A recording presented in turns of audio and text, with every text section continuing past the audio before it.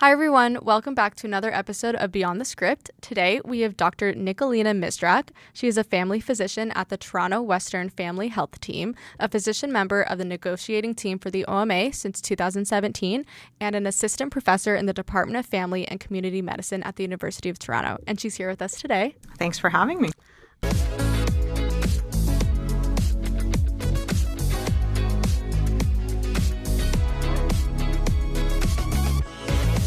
I would first like to know, for people who don't fully understand what a family doctor really does, what does a typical day look like for you?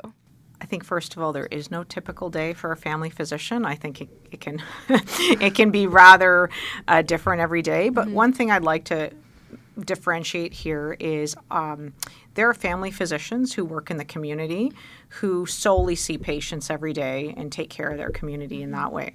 I'm a little bit different, whereas I'm an academic family physician. So what I do is I work through U of T. I am a assistant professor through the DFCM, so the Department of Family and Community Medicine. And so part of my role is not only seeing patients on a regular basis and delivering care, but I also have a responsibility of teaching medical students, residents, and fellows on a regular basis, almost kind of like they're in practice, like their practical side of it. So they're done medical school or in medical school, and we're training them with patients with us. So a typical day for me could be a Monday where I saunter in and I see patients for a few hours. I might see them in person, by video, or telephone. I might have a quick lunch break while I do some paperwork. And then in the afternoon on a Monday, for instance, I supervise. I sit behind a screen and I watch 3 residents potentially, or maybe a medical student and a resident, and I watch them on screen with patients. I go and see patients with them as necessary. I review cases with them as necessary. And we teach around those cases at the end or during, right in front of the patient if necessary. Yeah. So after that, you would wrap up, and there's tons of paperwork that happens after hours, but that could be a potential typical day for me. Yeah. So depending on where you practice, some physicians might actually work partially in the office and partially go to the hospital to do work, such as hospitalists, sometimes obstetric care, sometimes anesthesiology. There's a variety of ways that a typical day would go, depending on where you work. Yeah. Wow. So there's a lot of teaching involved. In my job, there is, And yes. for you, yeah. Do you think there's anything about what you do that would surprise most people? Honestly, I think they would be surprised at what people come in with. I would say that I think it's a very nice idea to think that people just come in with medical issues, but the truth is it's not. We deal with everything, and a lot of it is the psychosocial aspect of health, which I think is very important, especially for the outcomes for patients. But it's never quite that easy that someone comes in and I have a painful toe or I just have a sore throat. There's always more to it. And I think people would be surprised if they don't actually go to the doctor very often, how many things are not actually something that we were taught in medical school, for instance. Wow. Could you give me an example of something like that? Well, my favorite one of all time was when I was a resident. Someone had come in because they wanted me to help them fill out forms for the bank. What? Yeah. And again, you don't want me doing your banking. And I was like, unfortunately, I'm really sorry. I know this must be difficult, but I don't think I'm the one you should ask. You might have to go to the bank yourself. Oh my gosh, That's so something funny. like that. Yeah. Wow. Okay, definitely not then. Yeah. Well, I was going to ask that you're kind of often the first point of contact in healthcare. Maybe some people think point of contact for lots of different things, I guess. You're right. But We are. that kind of answered my next question, I guess. I was going to ask what kind of things generally walk through your door. The stuff that generally walks through the door, we have a variety. I would say we have a lot of acute stuff, okay? So there's acute. Those are more the one-offs, like you've got a cold, cough, sore throat, gout, something acute, okay, that has to be dealt with in a timely fashion. And we try to see those people within that 24-hour period, if not 48 hours, depending on the severity. A urinary tract infection, for instance, something like that. We try to see them as quickly as we can. Then you've got the more chronic conditions. So you've got your diabetes, your congestive heart failure. You've got your blood pressure patients, your cholesterol patients, which kind of end up being sometimes all the same patients or Okay. not. But they would come and see us on a more regular basis, on a quarterly basis sometimes, or maybe longer or shorter periods depending on how active their chronic disease is. And we would be maintaining their health and trying to prevent progression. So that's kind of like a longer term, repetitive type of visit that we would have with them. Then we also have other stuff that is not like a 24-hour acute thing, but we have someone who we know is sick. I mean, we don't really know what's going on, but we have maybe a week or so to try to figure that out. Or like they're coming in with something and you're like, we don't really know what it is. So that is another type of visit where you're seeing them maybe a little bit more for a couple weeks because you're really trying to diagnose, is this serious or not? And the other thing that we get a lot of in general would be mental health. I would say we definitely get, I would say 50% of my visits have a mental health spin on it, whether it's that they're coming in for primary mental health or it is a side effect of some of their other medical condition or it's contributing to their other medical condition. So I would say that is a big aspect of what we do, as well as when we treat the whole patient, we treat all of it, and a major one is mental health and their support system or lack of support system. Yeah, I was honestly about to ask, how do you balance treating physical health versus mental health in your practice? It is a very difficult balance, but I firmly believe that in order to get physical health, you also have to have mental resilience. And I think I can tell people all I want. I need you to exercise. I need you to sleep. I need you to eat well. But unless that resilience in the mind is at ease, like that's going to be very hard. So I would say that a lot of outcomes are really can be altered by that. Yeah. And I do think it's a hard balance because sometimes it's just really hard to know where to push and where not to push with some patients. But I think that's the point of our relationship. Like I'm going to be in practice, I think now, is it 21 or 22 years? I've known my patients for so long that I know where I can push and where I can't. And I know sometimes someone might look at my chart and say, why didn't she put them on this drug already? But I know the patient for 22 years, and what you don't realize is I've tried to get them on that drug for 15, but I've bargained with them that we kind of do it slowly and it's going to take some years. Yeah. So that's actually why I think what we do is so important, is because it's really based, all our stuff is based on, our care that we give is around that relationship with the patient. Yeah, absolutely. You mentioned about 50% is mental health related. Has that rate gone up in more recent years, or has it always been pretty split? I've definitely noticed a difference, and I'll tell you where the groups that I've noticed the difference. Since probably, I would say COVID, but maybe even a little bit before, I think I know I noticed an increase, and my colleagues have as well. The biggest jump that I see is in youth. I have a lot more teenagers with mental health, addiction, as well as young adults. And then I also have my elderly. Okay. And so it's interesting because I think who got left behind in COVID, I was very privileged because I actually had to go to work. I actually think that was wonderful for me, right? Because I didn't have to stay home. You kept your normal I kept my routine, normal kind life. of. Okay, it wasn't as normal. Not entirely, but not the way I like to do stuff. Like, Sure, of course. You have all these barriers, and it's hard. You have to do more phone, and I prefer seeing people in my office. Yeah. But think about the kids who didn't get to go to school and socialize, or the teenagers who started using many more games or social media, and the elderly who were locked up because they couldn't go anywhere because of immobility and programs were shut down. I actually feel that they've had the brunt of that, right? And I would definitely say that as a parent, I have 3 kids, and I would say social media is something that keeps coming up in a lot of my visits with young adults, not just teenagers, but young adults.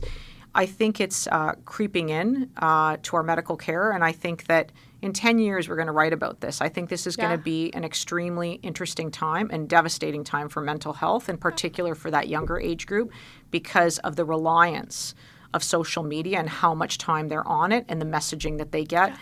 And I'm going to be honest, some of the ideas that they get in terms of some of the things I see a lot of is eating disorders. Yes, I was going to ask if there's unfortunately in the teen population, and I asked them if they could just show me some of the stuff that they see online. Yeah.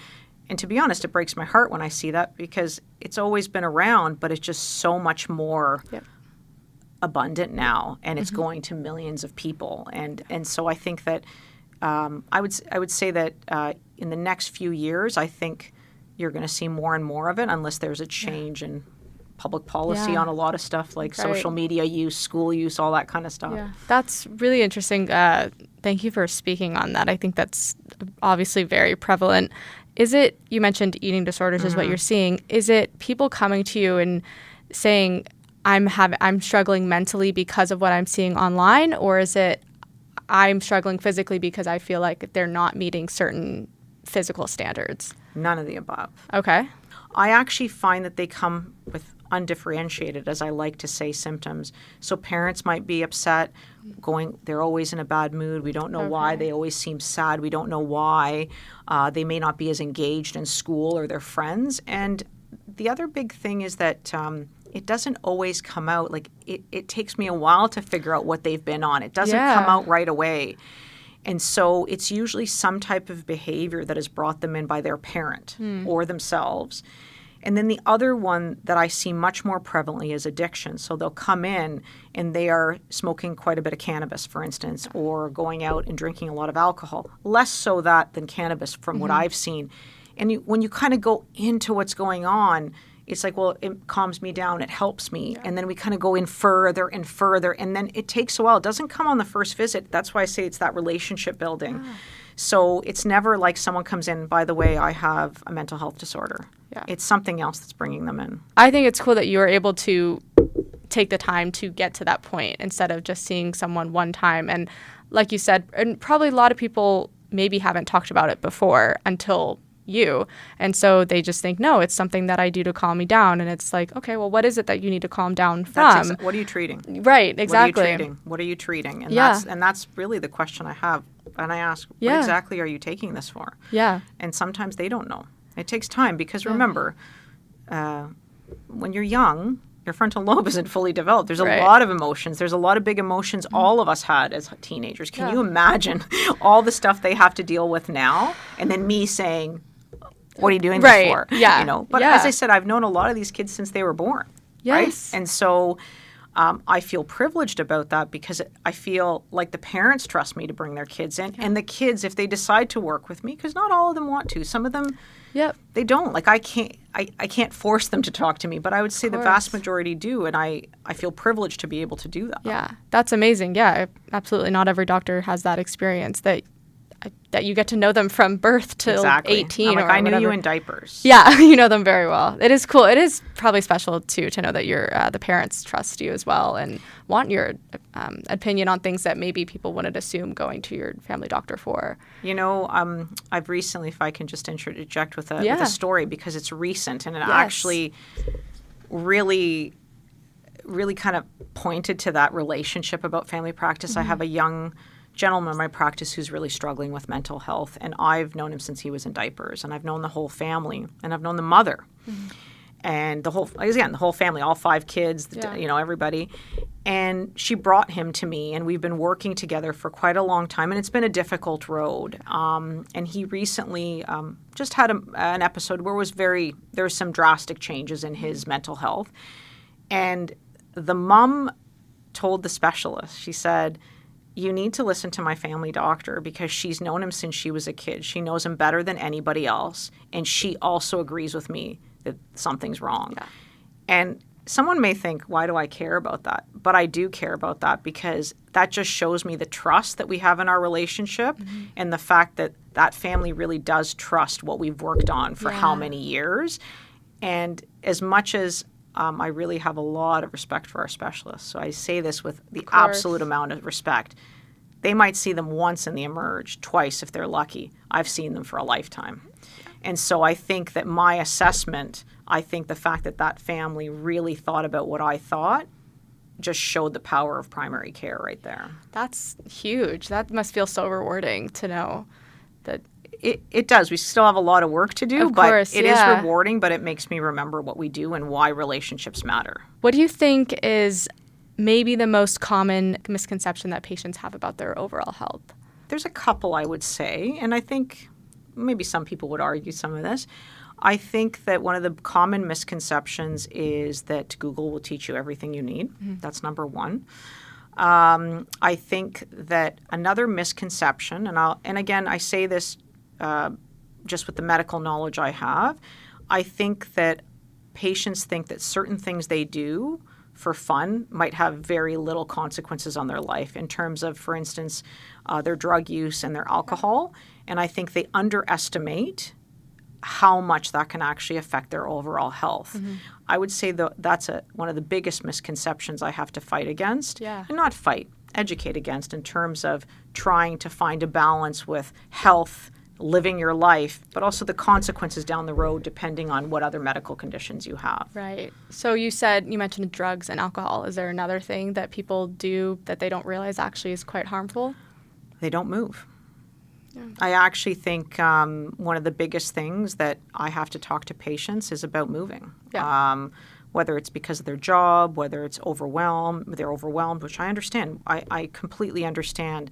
But the lack of movement, the lack of exercise, the amount of food that people eat and indulge in, whether it's because of stress or appetite, there's a lot of reasons. I would say there is a lot of harm that goes down with that in a lifestyle. So, I think people should move, eat well, sleep well, and have their mental health straightened out if they can. And you can only do so much as a doctor. You can tell them this is what you need to be doing, but you can't actually make someone get up and move their body. They have to get there. To an extent, they have to get there themselves. Well, that's why we have to be, there's stages of change and motivational interviewing. But you're absolutely right. And so I say this very honestly, like I say this to patients all the time. I'm a realist. I tell them, like, I have 3 children at home. Like, I have 3 kids. I can run after them and I have to chase them. But even then, now as teens, I don't chase them. I'm not chasing you. I'm going to help you get there if you want. I will give you the resources. I will help you when you're ready, but I can't chase you. Right? And so I think that when you're honest with patients and you're honest with the fact that a lot of it has to come from yourself, over time, I hope, as many have, when they are ready to change, I will be the person they might come to, or someone in my group. And you're there when they're ready for it, but they have to kind of get there. Yeah, they have to get there on their own. I can't do that for them. Similar question, but kind of the opposite. Is there something that people think they do that they think is helping them, but is actually harmful? Oh, tons. If I could just throw out the whole vitamin industry, I would. The amount of supplements and junk people take and pay a lot of money for that is absolutely doing zero. Wow. Zero. Like, I say this, again, respectfully to all my colleagues in different industries or different specialties. There's very few vitamins I recommend for people. Vitamin D. There's one I do. For other things, if people are lacking in B12, iron, all that those are individual situations. But, like, all these other supplements that they take. And I'm like, sure, you can have your pressed juices. You can have your 1,000 grams of protein. And again, I'm a protein lover too, but there's a limit. And I think that they're just taking so many of these things just to make themselves feel better. But yet what are they not doing? They're not eating well and they're not exercising. People are pumped with ideas from actually doctors themselves. Like, I'm going to give you an example. So I do a lot of menopausal health. So perimenopause, menopause. And I think it's about time women get proper health for menopause and perimenopausal symptoms. But what I really have a problem is when you have specialists on Instagram, on Google, selling books and selling ideas and rah, you're a woman, you should have the care you need. But yet always follow the money, follow what they're selling you. Most of it's garbage. You don't need any of that. You can have hormone therapy with your doctor or a preferred provider, depending on where you live. But I don't think you need all those supersonic expensive supplements. You know what I'd tell them to do? Buy some weights. Buy a gym membership. Go walk. That's going to do more for you than any of these supplements. So I find a lot of that stuff is very predatory. So that's what frustrates me the most, that I see all these people trying to do the best. And I was like, actually, you could go on a family vacation if you stopped all the junk you're buying. Yeah, absolutely. Like the things that people are paying for that they think are helping. I mean, in reality, like you said, if they just ate the fruits and vegetables or in the right food groups and exercise, they would get more out of it than maybe the easier way out, which is taking a supplement or some people might think of it as the easier way out. But yeah, you take a supplement and sit and watch your couch. You're not doing anything. No. You're just peeing that vitamin out. Right. This was, you kind of answered my next question, but And it might be an obvious answer, but do you feel like social media has made your job harder or easier? Both. Okay. Both. I think that I answered the harder part, right? Yeah. Because I do think it's people are overdiagnosing themselves, thinking they know more than someone who's been medically trained. And I think you can put your symptoms into Google, but that's artificial intelligence. I actually have the intelligence in my brain, right? Because I've trained and I can see when something that comes out of AI doesn't make sense because I know the basic physiology, anatomy, pathophysiology, right? And so it's made it hard because sometimes people come in with these fixed beliefs and they want something done or they want this test or they want this, and it's really not evidence-based or even medically based. But you know what? Again, when you have a good relationship, people will come with that, and then you can negotiate this and you can work your way around this. But again, I would say I get more strange requests than I've ever in my life. Yeah. But that, we're working on that. But the good part about it is people who may have not come to me before have started coming to me. And I think that's also part of the youth. Okay. That's a positive thing from social media. Maybe if you're having issues, please come and talk to someone. Women with a lot of perimenopausal, menopausal symptoms, social media, as much as I've talked about how some of it bugs me, what they're doing, actually it's bringing women to me more. And so I think it's both positive and negative what I'm noticing. That's really interesting. I wouldn't have expected that answer, but I like what you said. As much as there is the hard part of it, there are women, well, we can use women as an example, talking online of, I had these symptoms and I thought they were nothing. I just thought I was just getting more tired for whatever reason. And then I went and did this check and I noticed that my hormones are off in this way. And so then that's maybe inspiring other women. Oh, I also struggle with fatigue. Maybe I should go and see my doctor and get it looked at. And so, yeah, absolutely. There's negatives and positives, sounds like. For sure. For sure. Can you share a moment where catching something early made a big difference for a patient? I do remember a patient we had, this was in the past couple of years, and she had come in and she had a lot heavy periods. Okay. And she was perimenopausal and she had anemia. So anemia meaning her blood counts have gone down and her iron was low. And what happens a lot is people think, oh, that's probably just her periods. But for whatever reason, sometimes you don't know why. Sometimes it's your training. Sometimes it's something in your head that says something else doesn't feel right here. We decided to kind of pry a little bit more with her. And in the end, what happened is she had a tumor in her small bowel. And that's actually where she was bleeding from. It wasn't her period that was causing this. No way. And it was found serendipitously because she didn't have any symptoms.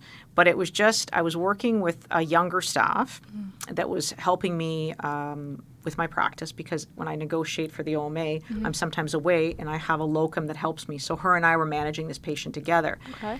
And she said, Nick, what do you think? You don't feel comfortable with this, do you? And I said, I don't.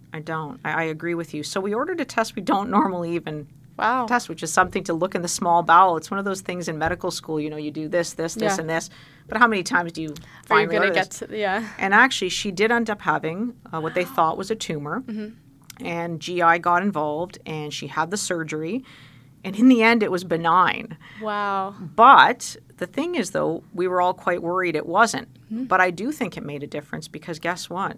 The minute that was taken out, her periods weren't the cause of her anemia at all. There you go. She has no anemia anymore. Wow. And so I think that could have it was 50-50 what I think that would have been. But I think that made a huge difference. In this case, thank God it wasn't cancer.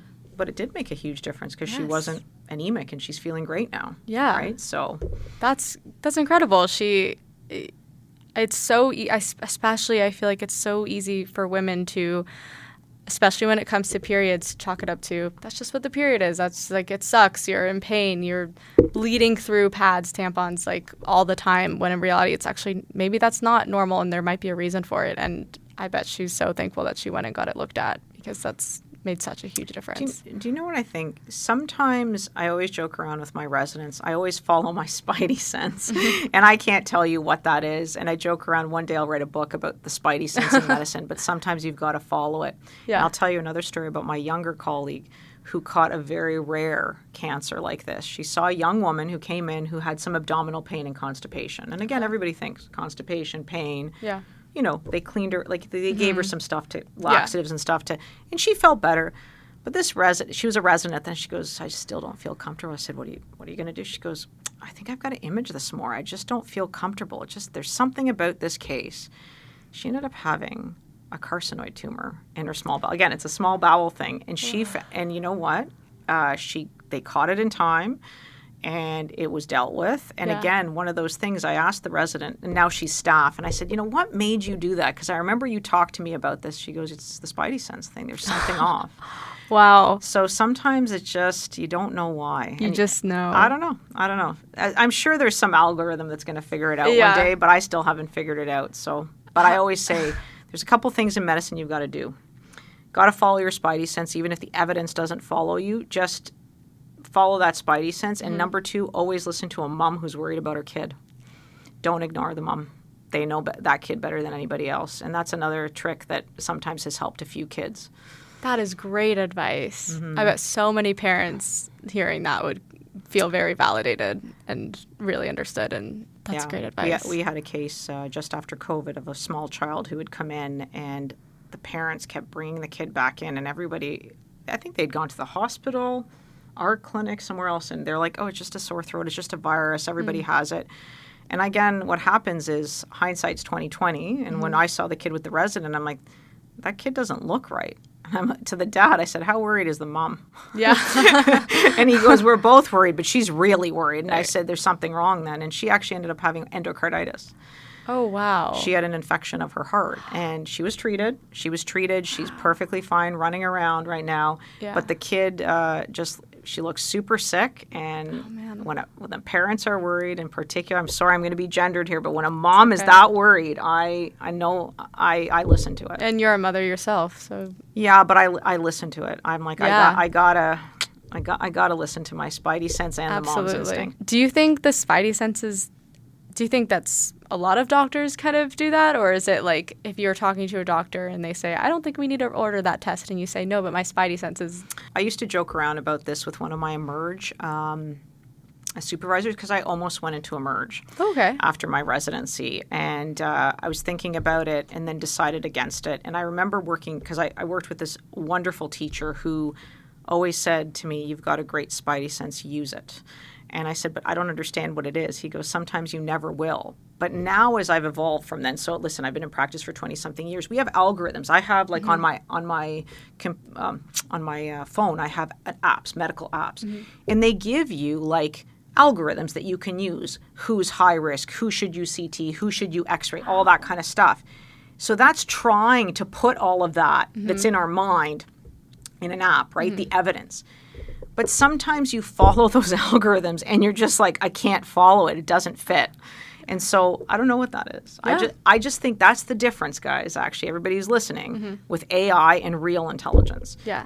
I've been trained to think like this, and I can't always explain it to you, but that's the difference between getting medical advice from a computer that has algorithms versus me that has lived experience with actual patients, tangible relationships with patients, that a computer can't see how a patient walking into my office who looks completely different than they did a month ago when we find out they have like a massive tumor in their stomach or something like that, which again is a case I had years ago.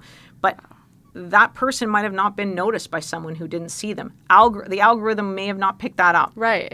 It can't replace that. Yeah. So maybe that's not the best example, but I'm just saying it's those tangible things that you see when patients walk through the door. The minute you see them walk through the door, you notice that they're different from the last time. There's no algorithm for that in a computer. No, that can't be replaced. That's so incredible that you can notice slight differences, or it might not be slight, it might be a very obvious difference, but that's huge that you can take such notice of that. Are there any cases, or maybe a particular case that's really stuck with you over the years of all the years of your practicing? I think one of my most fascinating cases was a woman who, and I again, it's interesting, this is more recent, this was during COVID. And I think she would be very happy if I mentioned this, because one day we're going to write her case up. We joke around about this. So she had come to me and she was complaining about abdominal pain. And she had what we thought was ulcer-like pain. We were like classic. If you looked at a book, you're like, she has a gastric ulcer or something, or heartburn, maybe. But I was like, And she had just traveled. So we treated her and didn't get better. She, nothing was ever truly found at the beginning. Heartburn medication helped. But, she had seen some specialists. She had had some testing done. And I won't get into all the details because it's going to be a long time. But the bottom line is she had gotten scoped. She had treatment for what we thought was an ulcer. But nothing ever really got better. And she had seen how many specialists? And everyone's like, well, this really sounds like maybe irritable bowel post kind of H. pylori, irritable bowel type of thing, because she had a mix of all sorts of GI stuff. But what I couldn't get over is that it used to happen mostly at night when she was lying down. And it just didn't make any sense. And then one day she came and she said, I'm really having a hard time walking, and I don't know why. And she walked into the room, and I was like, whoa, why are you using walking poles? Like, I saw you a month ago, and you had just gone on a hike to, I can't remember where she had gone. She's like, I don't know. So we're all scratching our head and examining her. I had a colleague look at her as well, and we're all thinking, like, what's going on? So, of course, we did the appropriate investigation, and we had all sorts of tests done. Even neurology was like, this is strange, but, we had decided we were going to order an MRI. Okay. But an MRI of her mid-back, just because we thought, does she have some disc issue? Who knows? Anyways, what we found was a tumor in her back. And it's a benign type of tumor, but it was a tumor that could really cause a lot of grief, and that was giving her neurologic symptoms. So we kind of put her symptoms of her stomach on the back burner, right? And she definitely had very rapid surgery and great care, and she actually recovered beautifully and came into my office post-op how many weeks after, walking with no poles, and she was like, this is amazing. But she said, I have to tell you something, though. My stomach pain is gone. And I said, you're joking, right? And she goes, yep. Doesn't matter what I do, that pain is gone. And so you tell me how that could have given her stomach pain. No one knows. None of the specialists understand it. Wow. And when I talked to the neurologist, I said, do you find that funny? He goes, well, no, her neurologic symptoms make sense with where this was found in the spine. I said, no. You're missing my point. Her stomach ache is gone. And he goes, he also was like, what? And I said, yeah, have you ever seen that? He's like, I have no idea. And I said, I got to write this up one day with her. So we said at some point, her and I are going to write this up for a medical journal. So that's always been that's a case that I find phenomenal, how the human body, how it can present. You start with one thing, and eventually something is going to declare itself. You're chasing it, and then something comes and declares itself, and then you make that connection, and it's all like a... Wow, that really would stick with you, I'd imagine. And I, what you said, just the medicine, medically you're just scratching your head. You're like, I don't actually know how this happened, but for whatever reason, she's doing better. Yeah. It's amazing. Wow. Would you say, maybe an example like that might be your answer, but what would you say is the most rewarding part of being a family doctor? I actually think the appreciation you get for the boring stuff. Yeah? Because I think a lot of times the big stuff doesn't happen a lot. I think it's, life, what's that saying? Like you're waiting for something to happen, but it's that day-to-day stuff that's really whatever. Yeah. You can tell I'm really great with sayings, but it's that stuff. Like it's the people who appreciate a phone call when they're feeling sick. Like when, when you're like, okay, I'll fit them in. Don't worry. Like they probably need to talk to me or something like that. I think that's the most rewarding, the kindness from patients. Like it's very easy to get a thank you when you figure out something large. And to be honest, many times it's the specialists that get a lot of that credit because to their credit, they're doing some of these incredible surgeries and life-saving and life-altering things, and they should get that credit. I would say that for me, it's that day-to-day stuff, that kindness and appreciation, and the fact that they actually trust me to come to me with their issues. Yeah. I think it's just something. I think that's the daily stuff. I like that, just the mundane part, just the human decency, just the kindness and compassion. Kindness, like when I had my twins, I had to go on bed rest. Yeah. And how many of my patients left stuff for me at the office to make sure that the secretaries or nurses or other doctors would get to me. Like, I don't forget that. Yeah. Or I remember I was hospitalized when I had the twins, and one of my patients, who's like amazing, and she won't mind if I say this. She was a nurse when I was in the hospital, and I remember she got assigned to me because that was her area. Yeah. And I just remember the care that she gave me and the kindness she gave me. I can't forget that, right? Yeah. Like she's a wonderful human being no matter what, but I don't forget that kindness, Absolutely. right? Because people think that I take care of them, but actually they take care of us too. Just like I learn from them.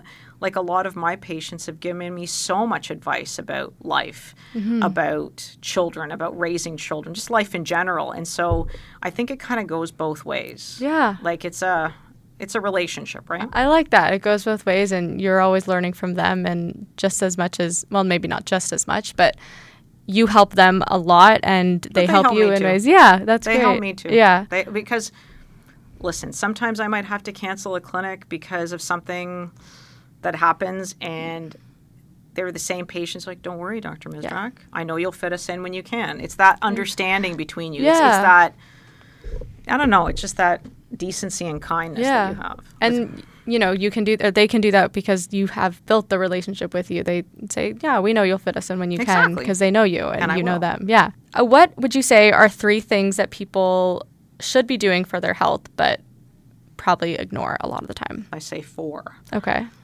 Move, exercise, good diet, sleep, and I would say resilience building. Resilience building, or just the ability to withstand hard times. Yeah. I call it resilience, but I just think that there is a lot with social media and with everything. I think there's a lot more inability to deal with difficult situations. And to deal with really big emotions for a variety of reasons. We don't have to get into that. But I think that mental resilience building and that trust in yourself, I think that's huge. Yeah. Is it more recent years? Are you having a harder time helping patients build that resilience, you think, because of social media, or for a number of factors? Well, I think that's an interesting question, because I think the answer is yes. But I think the reason is more complex. I think that when someone comes to talk to me about their anxiety or depression, we can sometimes use a therapy called CBT, cognitive behavioral therapy. And I don't have all the training for that, but the basics, they start with me until I find a proper therapist for them. You're looking at their ideas and where they get their triggers from. So someone might say, I'm really anxious because I'm a failure, because if I go do this, I'm going to be laughed at by my friends. That's their idea when they walk into class to do a presentation. Right. And then you break that emotion down and you get them to see, like, where is this coming from? And then kind of say, well, what's the evidence you have for that and against it? And then they realize, well, actually, I don't have any proof that's going to happen. Right. Actually, the last time this happened, that I had a completely different reaction. Yeah. So you teach them, or not teach them, you help them realize that sometimes our mind can do funny things to us. The thing that I struggle with right now, in particular, whether it's just generational, there is a lot of young people who don't understand failure and can't deal with failure and coping with failure.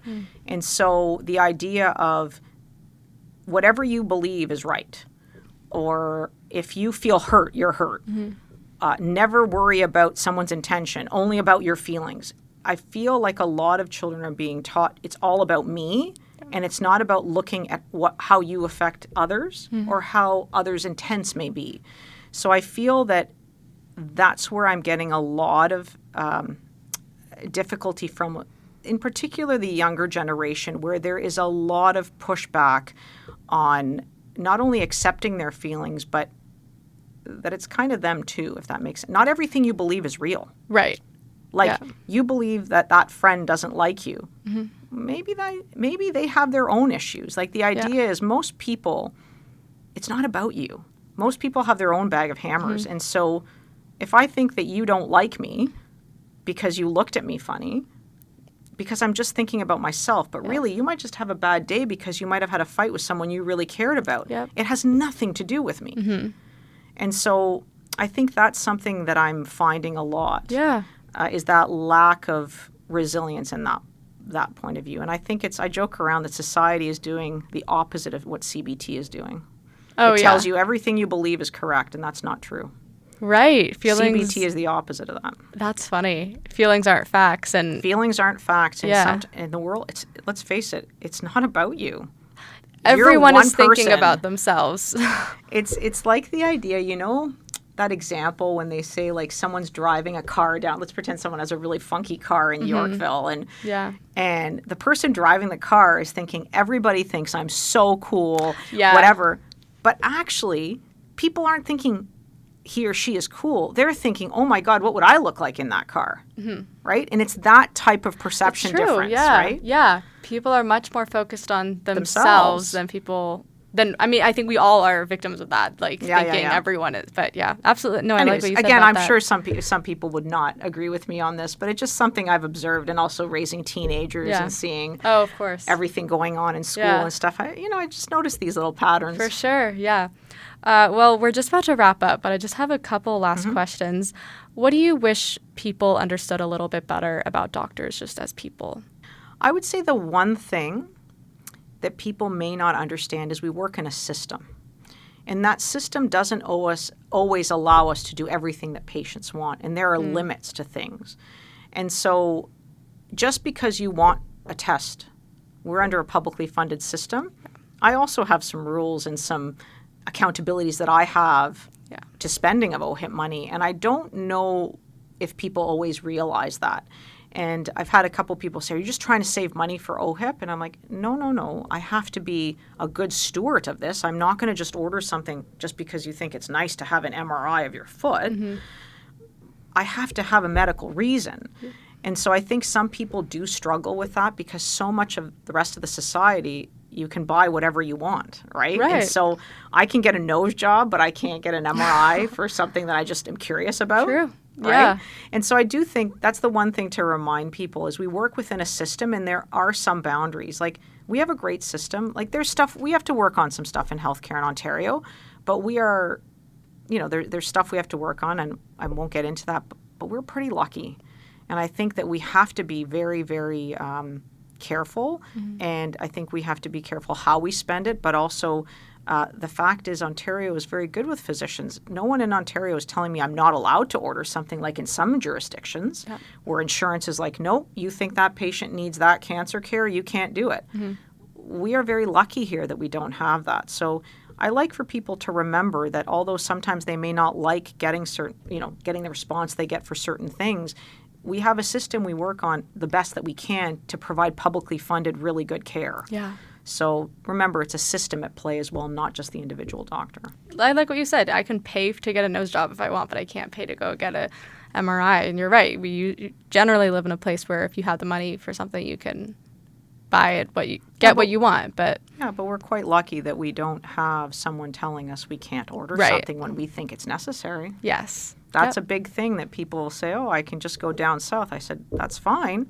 See if you can get it there. There's many insurance companies who will not let you order that, and we're privileged here to have that ability and the trust with the system that we have. So, it's a publicly funded, privately delivered system. That's how we function, right? Right. But those rules are still there. Yeah. Just lastly, how would you say being a doctor has changed the way you live your own life?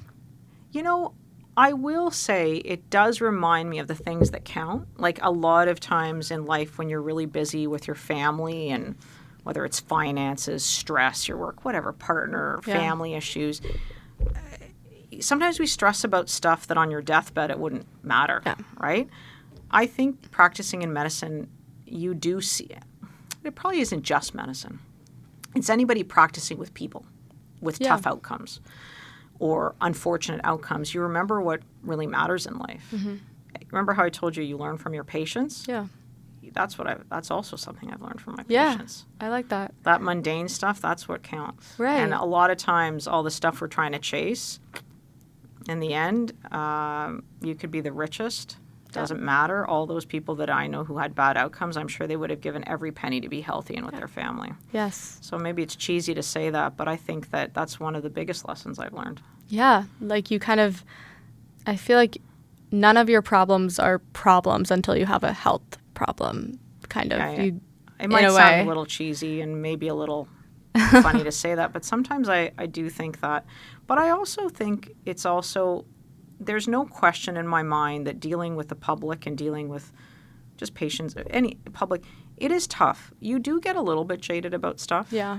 You can. So you have to be kind of careful about that so that doesn't take over and you take the good instead of just the bad. Right. So that's a work in progress, obviously, for everybody who works with the public. Yeah. Well, thank you so much for coming in and sharing. This was so interesting. This is Dr. Mizdrak, a family physician in Toronto, and maybe we'll have you on to do part 2. This was great. Thank you so much. Thanks. Bye, everyone. Bye.